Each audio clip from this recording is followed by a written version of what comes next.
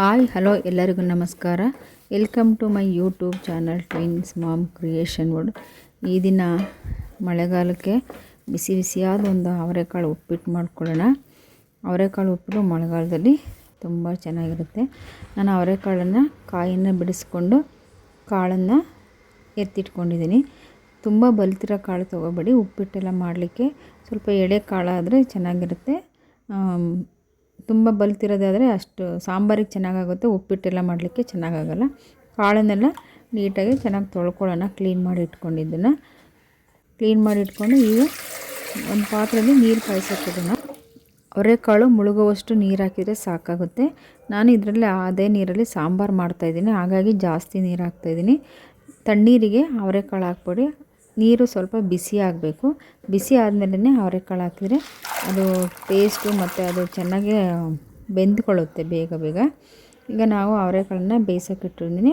ಒಂದು 10-15 ನಿಮಿಷಕ್ಕೆ ಒಳಗಡೆ ನೀಟಾಗಿ ಬೆಂದೋಗುತ್ತೆ. ತುಂಬ ಮಸಿಯೋ ಥರ ಎಲ್ಲ ಬೇಯಿಸಬಾರ್ದು. ಸ್ವಲ್ಪ ಗಟ್ಟಿ ಇರಬೇಕು. ತುಂಬಾ ಗಟ್ಟಿನೂ ಅಲ್ಲ, ತುಂಬ ಸ್ಮ್ಯಾಶ್ ಆಗೋ ಥರನೂ ಅಲ್ಲ. ಸ್ವಲ್ಪ ಕೈಯಲ್ಲಿ ಹಿಸುಕಿ ನೋಡಿದರೆ ಅದು ಬೆಂದಿದೆಯಲ್ಲ ಅಂತ ಗೊತ್ತಾಗುತ್ತೆ. ಇಷ್ಟು ಬೆಂದರೆ ಸಾಕಾಗುತ್ತೆ ಕಾಳು. ಈಗ ಬೆಂದಿರೋ ಕಾಳನ್ನು ಒಂದು ಕೊಲ್ಯಾಂಡರ್ ಇಟ್ಬಿಟ್ಟು ಬಸಿಯೋಣ. ಈ ಬಸ್ತಿರೋ ನೀರನ್ನು ವೇಸ್ಟ್ ಮಾಡಬೇಡಿ. ಇದರಲ್ಲಿ ತುಂಬ ವಿಟಮಿನ್ಸು ಮತ್ತು ಮಿನರಲ್ಸ್ ಎಲ್ಲ ಇರುತ್ತೆ. ನೀವು ಸಾಂಬಾರಿಗೆ ಯೂಸ್ ಮಾಡ್ಕೋಬೇಕು.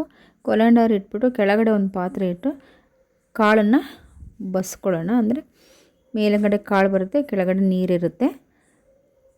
ಕೆಲವರೆಲ್ಲ ಒಗ್ಗರಣೆ ಒಳಗಡೆ ಹಾಕಿ ಬೇಯಿಸ್ತಾರೆ, ಅದಷ್ಟು ಚೆನ್ನಾಗಿ ಬೆಂದ್ಕೊಳ್ಳಲ್ಲ.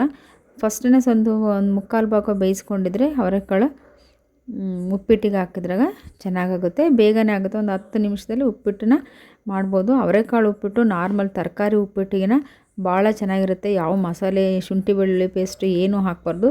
ಪ್ಲೇನಾಗಿ ಮಾಡಬೇಕು. ಏನು ಒಗ್ಗರಣೆ ಕಡಲೆಬೇಳೆ ಉದ್ದಿನಬೇಳೆ ಎಲ್ಲ ಹಾಕ್ತೀವ ಅಷ್ಟು ಹಾಕಿ ಮಾಡಿದರೆ ಅವರೆಕಾಳು ಉಪ್ಪಿಟ್ಟು ತುಂಬ ಚೆನ್ನಾಗಿರುತ್ತೆ. ಈಗ ಒಂದು ಬಾಣಲಿ ತೊಗೊಳೋಣ. ಉಪ್ಪಿಟ್ಟು ಮಾಡಲಿಕ್ಕೆ ಯಾವಾಗೂ ದಪ್ಪ ತಳದ ಕಡಾಯಿ ತೊಗೋಬೇಕು. ಈಗ ನೀವು ಎಷ್ಟು ಕ್ವಾಂಟಿಟಿ ಮಾಡ್ತೀರಾ ಅದ್ರ ಮೇಲೆ ಎಣ್ಣೆ ಹಾಕಬೇಕು. ನಾನೊಂದು 3 ಟೀ ಸ್ಪೂನು ಎಣ್ಣೆ ಹಾಕಿದ್ದೀನಿ. ಕಡಲೆಬೇಳೆ ಉದ್ದಿನಬೇಳೆ ಒಗ್ಗರಣೆಗೆ ಹಾಕೋಣ. ಕಡಲೆಬೇಳೆ ಮೊದಲು ಹಾಕಿ ಸ್ವಲ್ಪ ಅದು ರೋಸ್ಟ್ ಆದಮೇಲೆ ಉದ್ದಿನಬೇಳೆ ಹಾಕಿ. ಮೊದಲೇ ಸಾಸಿವೆ ಹಾಕಬೇಡಿ, ಸಾಸಿವೆ ಸೀದೋಗುತ್ತೆ. ಹಾಗಾಗಿ ಸಾಸಿವೆನ ಕಡಲೆಬೇಳೆ ಉದ್ದಿನಬೇಳೆ ರೋಸ್ಟ್ ಆದಮೇಲೆ ಸಾಸಿವೆ ಹಾಕಿ ಸ್ವಲ್ಪ ಹಿಂಗೆ ಹಾಕಿದಾಗ ಶುಂಠಿ ಬೆಳ್ಳುಳ್ಳಿ ಹಾಕೋ ಅವಶ್ಯಕತೆ ಇರಲ್ಲ. ಶುಂಠಿ ಬೆಳ್ಳುಳ್ಳಿ ಬೇಡ ಅಂದರೂ ಹಿಂಗೆ ಹಾಕ್ಕೊಳ್ಳಿ. ಈಗ ಹಸಿಮೆಣಸಿನ್ಕಾಯಿ ಚೆನ್ನಾಗಿ ರೋಸ್ಟ್ ಆಗಬೇಕು. ರೋಸ್ಟ್ ಆಗೋ ಥರ ಹುರಿಬೇಕು. ಅದು ಸ್ವಲ್ಪ ಬಿಳಿಸ್ಕೋಬೇಕು. ಏನು ಹಸಿಮೆಣಸಿನ್ಕಾಯಿ ನಾವು ಎತ್ತಿಬಿಡ್ತಾರಲ್ವ, ಈ ಖಾರ ಎಲ್ಲ ಎಣ್ಣೆ ಒಳಗಡೆ ಬೆಚ್ಕೋಬೇಕು. ಆ ಥರ ನಾವು ಅದನ್ನು ಹುರಿಬೇಕು. ಹಸಿಮೆಣಸಿನ್ಕಾಯಿ ಈರುಳ್ಳಿ ಒಂದೇ ಸಲ ಹಾಕಬೇಡಿ. ಈಗ ಸ್ವಲ್ಪ ಕರಿಬೇವಿನ ಸೊಪ್ಪು, ಈರುಳ್ಳಿನ ಆಮೇಲೆ ಹಾಕಬೇಕು. ಹಸಿಮೆಣಸಿನ್ಕಾಯಿ ರೋಸ್ಟ್ ಆದಮೇಲೆ. ಹಸಿಮೆಣಸಿನ್ಕಾಯಿ ಇಷ್ಟ ಇಲ್ಲದಿದ್ದರೂ ಅಥವಾ ತಿಂದೇ ಇದ್ದರೂ ಒಣಮೆಣಸಿನ್ಕಾಯಿ ಹಾಕ್ಕೋಬೋದು. ಈಗ ಸ್ವಲ್ಪ ಉಪ್ಪು ಹಾಕೋಣ. ಉಪ್ಪು ಹಾಕಿದರೆ ಈರುಳ್ಳಿ ಬೇಗ ಬೆಂದ್ಕೊಳ್ಳುತ್ತೆ. ಅದು ಬೇಯಲಿಕ್ಕೆ ಎಷ್ಟು ಬೇಕೋ ಒಂದು ಚಿಟಿಗೆ ಅಷ್ಟೇ ಸಾಕು, ಜಾಸ್ತಿ ಏನು ಉಪ್ಪು ಹಾಕೋ ಅವಶ್ಯಕತೆ ಇಲ್ಲ. ಸ್ವಲ್ಪ ಅರಿಶಿಣ, ಉಪ್ಪಿಟ್ಟಿಗೆ ಅರಿಶಿಣ ಹಾಕಿದರೆ ತುಂಬ ಚೆನ್ನಾಗಾಗುತ್ತೆ. ಮತ್ತು ಇದು ಆಂಟಿ ಬ್ಯಾಕ್ಟೀರಿಯಲ್ ಆಗಿರೋದ್ರಿಂದ ನಾವು ಡೈಲಿ ಅಡುಗೆಗಳಿಗೆ ಆದಷ್ಟು ಅರಿಶಿಣ ಬಳಸಬೇಕು. ಈಗ ನಾವು ಬೇಯಿಸ್ಕೊಂಡಿರೋ ಅವರೆಕಾಳನ್ನು ಹಾಕ್ಬಿಟ್ಟು ಸ್ವಲ್ಪ ಎಣ್ಣೆ ಒಳಗಡೆ ಅದನ್ನು ಫ್ರೈ ಮಾಡೋಣ. ಎಣ್ಣೆ ಒಳಗಡೆ ಫ್ರೈ ಮಾಡಿದ್ರೆ ಟೇಸ್ಟು ಸ್ವಲ್ಪ ಎನ್ಹಾನ್ಸ್ ಆಗುತ್ತೆ. ಕೆಲವರೆಲ್ಲ ಇದರಲ್ಲೇ ಒಗ್ಗರಣೆ ಎಲ್ಲ ಬಾಡಿಸ್ತಾರೆ, ಆದರೆ ಅದು ಚೆನ್ನಾಗಿ ಬೆಂದ್ಕೊಂಡಿರಲ್ಲ. ಈ ಅವರೆಕಾಳು ಬೇಯೋ ಅಷ್ಟೊತ್ತಿಗೆ ಈರುಳ್ಳಿ ಎಲ್ಲ ತುಂಬ ಬೆಂದಿರುತ್ತೆ. ಅವಾಗ ಈರುಳ್ಳಿ ಕೆರಮಲೈಸ್ ಆಗಿಬಿಡುತ್ತೆ. ಹಾಗಾಗಿ ಅವರೆಕಾಳನ್ನ ನಾವು ಸಪ್ರೇಟಾಗಿ ಬೇಯಿಸ್ಕೊಂಡು ಹಾಕಬೇಕು. ನಾನು 2.5 ಲೋಟ ರವೆ ತೊಗೊಂಡಿದ್ದೀನಿ, ಬನ್ಸಿ ರವೆ ಚೆನ್ನಾಗಿ ಹುರಿದಿಟ್ಕೊಂಡಿದ್ದೀನಿ. ಅದು ಎಷ್ಟು ರವೆ ತೊಗೊಂಡಿರ್ತೀವೋ ಅದರ 2ರಷ್ಟು ನೀರು ಹಾಕಿ 1 ಲೋಟ ಎಕ್ಸ್ಟ್ರಾ ಹಾಕಿ. ಬನ್ಸಿ ರವೆ ಆಗಿರೋದ್ರಿಂದ ಸ್ವಲ್ಪ ಎಕ್ಸ್ಟ್ರಾ ನೀರು ಹಾಕಿದ್ರೂ ಚೆನ್ನಾಗಿ ಹರಳ್ಕೊಳ್ಳುತ್ತೆ. ಹಾಗಾಗಿ 1 ಲೋಟ ಎಕ್ಸ್ಟ್ರಾ ನೀರು ಹಾಕ್ತಾಯಿದ್ದೀನಿ. 5-6 ಲೋಟ ನೀರು ಹಾಕಿದ್ದೀನಿ. ಈಗ ನೀರು ಸ್ವಲ್ಪ ಕುದಿಬೇಕು. ಇದಕ್ಕೆ ಈಗ ರುಚಿಗೆ ತಕ್ಕಷ್ಟು ಉಪ್ಪು ಹಾಕಿ ಒಂದು ಮುಚ್ಚಳ ಮುಚ್ಚಿ ನೀರು ಕುದಿಲಿಕ್ಕೆ ಬಿಡಬೇಕು. ಒಂದು 2-3 ನಿಮಿಷದಲ್ಲೆಲ್ಲ ನೀರು ಕುದಿಯುತ್ತೆ. ಈಗ ನೋಡಿ ನೀರು ಕುದೀತಾ ಇದೆ.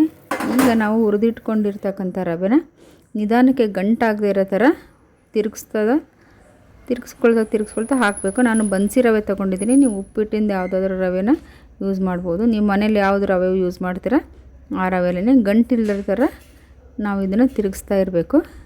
ನೋಡಿ 1 ಗಂಟಾಗಿಲ್ಲ. ತಿರುಗಿಸ್ತಾನೆ ಇದ್ದರೆ ಏನು ಗಂಟಾಗಲ್ಲ. ಮತ್ತು ರವೆನ ಸ್ವಲ್ಪ ತುಪ್ಪ ಅಥವಾ ಎಣ್ಣೆ ಹಾಕಿ ಹುರಿದಿಟ್ಕೊಂಡ್ರೆ ತುಂಬ ಚೆನ್ನಾಗಿರುತ್ತೆ. ರವೆನ ಚೆನ್ನಾಗಿ ಹುರ್ಕೋಬೇಕು, ಹಸಿ ರವೆಯಲ್ಲಿ ಉಪ್ಪಿಟ್ಟು ಮಾಡಬೇಡಿ. ಈಗ ಸ್ವಲ್ಪ ಹೊತ್ತು 1-2 ನಿಮಿಷ ಮುಚ್ಚಿಟ್ಟಿದ್ದೀನಿ. ನೋಡಿ ಎಷ್ಟು ಚೆನ್ನಾಗಾಗಿದೆ ಉಪ್ಪಿಟ್ಟು. ಬನ್ಸಿ ರವೆದು ಉಪ್ಪಿಟ್ಟು ಅವರೆಕಾಳಿಗೆ ತುಂಬ ಒಳ್ಳೆ ಕಾಂಬಿನೇಷನ್ನು, ತುಂಬ ಚೆನ್ನಾಗಾಗುತ್ತೆ, ತುಂಬ ಟೇಸ್ಟು ಆಗುತ್ತೆ ಅವರೆಕಾಳು ಜೊತೆಗೆ. ಈಗ ಇದಕ್ಕೆ ಒಂದು ನಿಂಬೆಹಣ್ಣಿನ ಜ್ಯೂಸ್ ಹಾಕೋಣ. ಇದು ಟೊಮೊಟೊ ಹಾಕ್ದೇ ನಿಂಬೆಹಣ್ಣು ಹಾಕಿದರೆ ತುಂಬ ಚೆನ್ನಾಗಾಗುತ್ತೆ. ಕೆಲವರು ತೆಂಗಿನ ತುರಿ ಮತ್ತು ಕೊತ್ತಂಬರಿ ಸೊಪ್ಪು ಎಲ್ಲ ಹಾಕಿದ ಮೇಲೆ ನಿಂಬೆಹಣ್ಣು ಇಡ್ತಾರೆ. ಅದು ಕೊತ್ತಂಬರಿ ಸೊಪ್ಪಿಗೆಲ್ಲ ಹಿಡ್ಕೊಳ್ಳುತ್ತೆ, ಚೆನ್ನಾಗಾಗಲ್ಲ. ನಾವು ಸ್ಟವ್ ಆಫ್ ಮಾಡಿಬಿಟ್ಟು ಆಮೇಲೆ ನಿಂಬೆಹಣ್ಣು ಹಾಕಬೇಕು, ಇಲ್ಲಾಂದರೆ ಕಹಿ ಬರುತ್ತೆ. ಸ್ಟವ್ ಆಫ್ ಮಾಡಿದ್ದೀನಿ, ನಿಂಬೆಹಣ್ಣು ಹಿಂಡಿದ್ದೀನಿ. ಈಗ ಗಾರ್ನಿಷಿಂಗ್ಗೆ ಮೇಲ್ಗಡೆ ಸ್ವಲ್ಪ ಕೊತ್ತಂಬರಿ ಸೊಪ್ಪು, ತೆಂಗಿನ ತುರಿ ಹಾಕಬೇಕು. ಈ ಅವರೆಕಾಳು ಉಪ್ಪಿಟ್ಟಿಗೆ ನಾವು ಎಷ್ಟು ತೆಂಗಿನ ತುರಿ ಹಾಕ್ತೀವೋ ಅಷ್ಟು ತುಂಬ ಟೇಸ್ಟ್ ಆಗುತ್ತೆ. ತೆಂಗಿನ ತುರಿ ಇಲ್ಲದೇ ಇದ್ದರೂ ಇಷ್ಟಪಡದೇ ಇದ್ದರೂ ಬೇಡ, ಆದರೆ ರುಚಿ ಚೆನ್ನಾಗಾಗಬೇಕು ಅಂದರೆ ನಾವು ತೆಂಗಿನ ತುರಿನ ಹಾಕಬೇಕು, ಆವಾಗ ತುಂಬ ಚೆನ್ನಾಗಾಗುತ್ತೆ. ಈಗ ಇದನ್ನು ಚೆನ್ನಾಗಿ ತಿರುಗಿಸೋಣ. 10 ನಿಮಿಷದಲ್ಲಿ ಅವರೆಕಾಳು ಉಪ್ಪಿಟ್ಟು ಬಿಸಿ ಬಿಸಿಯಾದ, ಹೊರಗಡೆ ಮಳೆ ಬರ್ತಾ ಇರುತ್ತೆ, ಬಿಸಿ ಬಿಸಿ ಉಪ್ಪಿಟ್ಟು ಉಪ್ಪಿನಕಾಯಿ ಜೊತೆಗೆ ತುಂಬ ಚೆನ್ನಾಗಿರುತ್ತೆ ಅವರೆಕಾಳು ಉಪ್ಪಿಟ್ಟು. ಯಾರೆಲ್ಲ ನನ್ನ ಚಾನಲ್ ನೋಡ್ತಿದ್ದೀರಾ ಸಬ್ಸ್ಕ್ರೈಬ್ ಮಾಡ್ಕೊಂಡು ನೋಡಿ. ನೀವು ಮನೇಲಿ ಟ್ರೈ ಮಾಡಿ ಇದೇ ರೀತಿ. ಬೆಳಗ್ಗೆ ಬ್ರೇಕ್ಫಾಸ್ಟಿಗೆ ಅಥವಾ ನೈಟು ಅಥವಾ ಉಪವಾಸ ಇದ್ದಾಗ ಯಾವಾಗಾದ್ರೂ ಈ ಥರ ಉಪ್ಪಿಟ್ಟು ಮಾಡ್ಕೊಂಡು ತಿನ್ನಿ, ತುಂಬ ಚೆನ್ನಾಗಿರುತ್ತೆ ಅವರೆಕಾಳು ಉಪ್ಪಿಟ್ಟು. ಬೇರೆ ಉಪ್ಪಿಟ್ಟಿಗಿನ, ವೆಜಿಟೇಬಲ್ಲು ಉಪ್ಪಿಟ್ಟಿಗಿನ ಈ ಅವರೆಕಾಳು ಉಪ್ಪಿಟ್ಟು ತುಂಬ ಚೆನ್ನಾಗಿರುತ್ತೆ ತಿನ್ನಲಿಕ್ಕೆ. ಅವರೆಕಾಳು ಬಾಯಿಗೆ ಸಿಗ್ತಾ ಇರುತ್ತೆ. ತುಂಬ ಸ್ಮ್ಯಾಶ್ ಆಗೋ ಥರ ಅವರೆಕಾಳು ಬೇಯಿಸಬಾರ್ದು ಅಷ್ಟೇ. ಮತ್ತು ತುಂಬ ಬಲ್ತಿರೋ ಅವರೆಕಾಳು ತಗೋಬಾರ್ದು. ಇಷ್ಟೇ ಈ ಸೀಕ್ರೆಟು ಅವರೆಕಾಳು ಉಪ್ಪಿಟ್ಟು ಮಾಡಲಿಕ್ಕೆ. ಮತ್ತು ರವೆನ ಚೆನ್ನಾಗಿ ಹುರ್ಕೊಂಡಿರ್ಬೇಕಷ್ಟೇ. ಯಾರೆಲ್ಲ ನನ್ನ ಚಾನಲ್ ನೋಡ್ತಾ ಇದ್ದೀರಾ ಪ್ಲೀಸ್ ಸಬ್ಸ್ಕ್ರೈಬ್ ಮಾಡ್ಕೊಂಡು ನೋಡಿ. ನಾನಿವತ್ತು ಅವರೆಕಾಳು ಉಪ್ಪಿಟ್ಟಿನ ಜೊತೆ ಉಪ್ಪಿನಕಾಯಿ ಸರ್ವ್ ಮಾಡ್ತಾಯಿದ್ದೀನಿ. ಬಾಳೆಹಣ್ಣು ಜೊತೆಗೂ ತಿನ್ಬೋದು ಅವರೆಕಾಳು ಉಪ್ಪಿಟ್ಟು, ತುಂಬ ಚೆನ್ನಾಗಿರುತ್ತೆ. ಕೆಲವರು ಉಪ್ಪಿಟ್ಟಿಗೆ ಮೊಸರು ಹಾಕೊಂಡು ತಿಂತಾರೆ, ಆದರೆ ಇದು ಅವರೆಕಾಳು ಉಪ್ಪಿಟ್ಟಿಗೆ ಉಪ್ಪಿನಕಾಯಿ ಮತ್ತು ತುಪ್ಪದ ಜೊತೆಗೆ ತಿಂದರೆ ತುಂಬ ಚೆನ್ನಾಗಿರುತ್ತೆ. ಯಾರೆಲ್ಲ ನನ್ನ ಚಾನಲ್ ನೋಡ್ತೀರಾ ಸಬ್ಸ್ಕ್ರೈಬ್ ಮಾಡ್ಕೊಂಡು ನೋಡಿ. Thanks for watching.